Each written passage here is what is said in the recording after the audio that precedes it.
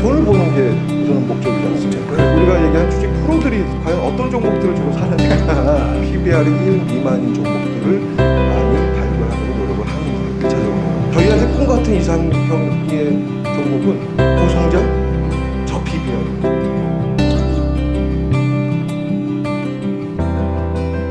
전편에 의해서 이제 두 번째 편인데 그때 전편 마무리에 기업 지배구조 이야기를 좀 하셨어요. 예.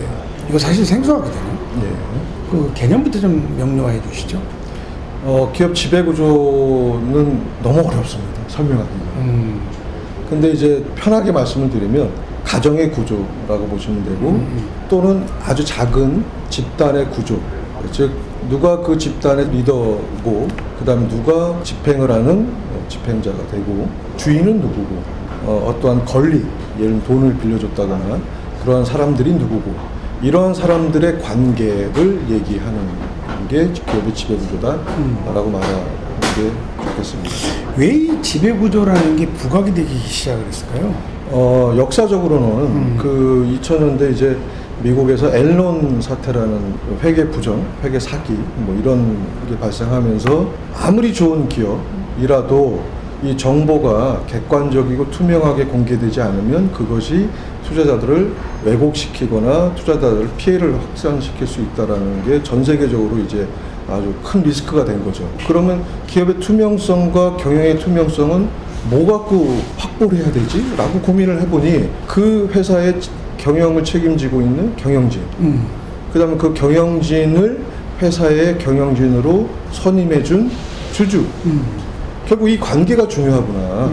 그런 과정에서 경영진들은 주주로부터 선임을 받긴 받았지만 또 다른 주주를 위해서도 공정하고 공평하게 회사 일을 처리하도록 하는 공정성과 그러한 한 일이 잘 공개되는 투명성 이런 것들을 확보하기 위해서 이제 지배구조에 대한 개념과 거기에 대한 논의가 아주 심각하게 시작하게 됐고 한국에서도 2002년도에 지금 이제 아주 열심히 잘하고 계신 한국지배구조원이 2002년도에 설립됐습니다. 그 지배구조 이야기라면 경영의 투명성이 곧 회계 투명성 아니냐? 예. 사실 뭐 최근 상장사들은 당국의 이제 감시나 뭐 공시 의무도 있고 뭐 여러 가지 있으니까 견고하게 되어 있지 않나요? 예, 그 뭐 잘 되어 있다고 저는 판단하고 있습니다. 근데 잘 되어 있지만 결국은 그 운용을 잘 해야 되는 거고 운용은 결국 경영진의 역할이면서 의무이고 권리이기도 하고 그럼 그 경영진이 모든 주주들을 대상으로 공평하고 공정하게 일할 수 있는 어떤 독립성 이런 거를 또 강화시켜주는 게 또 핵심이겠죠. 예. 그래서 지배구조라 하면 기업의 투명성, 회계의 투명성, 그 다음에 경영의 독립성 뭐 이런 것들이 중요한 요소들이 작용되고 있습니다. 근데 좀 꼽아주신 걸 보니까 우리나라에도 아주 모범기업으로 선정된 몇 가지 기업의 사례를 주셨는데 예. 그 중에 이게 삼성전기를 꼽아주셨어요. 예. 좀 이유가 있나요? 예, 제가 삼성을 사랑하기 때문에. 한국기업지배구조연구원이 생겨서 처음으로 기업지배구조 모범 회사들을 이제 선정한 여러 가지 중에 하나를 이제 삼성전기를 뽑았고요. 이제 그 이제 이유를 보면 지배구조가 뭔지를 조금 더 저희가 이제 체감할 수가 있을 것 같아서 저희가 이제 했습니다. 그러니까 결국은 삼성전기를 뽑은 이유 중에 가장 큰 게 주주 중시 경영을 잘한다. 그러니까 주주랑 계속 그 커뮤니케이션을 하고 있다. 그 다음에 또 하나는 주주총회의 소액 주주가 아주 참여율이 높다. 그 말은 이제 주주랑 소통을 잘하고 있고 그 다음에 회사의 어떤 의사결정에 필요한 사항을 주주들한테 잘 알리려고 노력하고 있다라는 주주 중시 경영을 볼 수 있는 척도이다.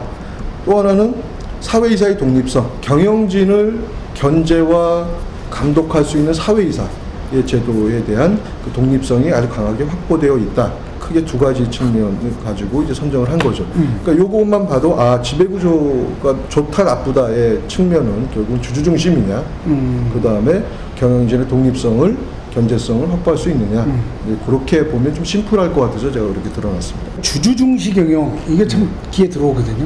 예. 근데 대부분 우리나라가 이게 주주들은 뭐 관리를 하거나 소통을 하거나 뭐 이런 예가 드물지 않아요?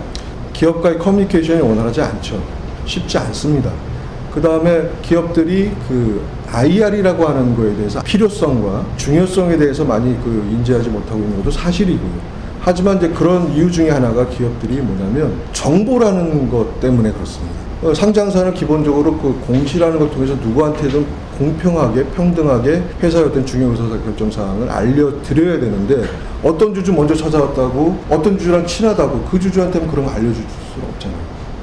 그러니까 이제 그러한 약간의 그 간극의 차이에서 오는 기업의 어려움도 상당히 많습니다. 근데 한계를 짓자면 예. 그게 사실 일종의 내부 거래로도 그렇죠. 보여질 수 있는데 예, 예.